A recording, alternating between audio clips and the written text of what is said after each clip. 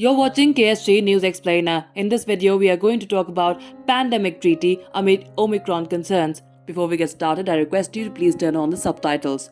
A special session of the World Health Assembly kicked off in Geneva amid growing concerns over the latest Omicron coronavirus variant, where the participants aimed to negotiate a new pandemic treaty. The WHO May session this year decided to set up a working group to consider the findings and recommendations of a number of panels and committees on global preparedness for coronavirus before starting their discussions on the potential new legally binding agreement between nations. COVID-19 has exposed and exacerbated fundamental weaknesses in the global architecture for pandemic preparedness and response, the World Health Organization said. The best way we can address them is with a legally binding agreement between nations and a court forged from the recognition that we have no future but a common future. According to WHO, the new pandemic treaty is expected to address COVID as a crisis of solidarity and sharing.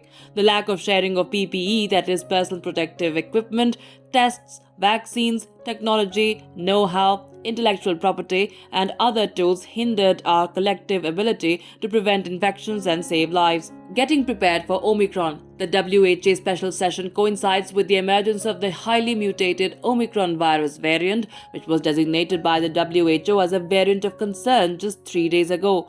Though the WHO said it is not yet clear whether Omicron is more transmissible or causes more severe disease than the other known variants, including Delta, concerns over its impact on the efficacy of existing vaccines and treatments have been growing. A number of countries have already introduced entry bans on travelers from South Africa, where Omicron was first confirmed on 9th of November 2021 and has been identified in multiple European countries, including Belgium, the Netherlands, the UK, Portugal, and Sweden.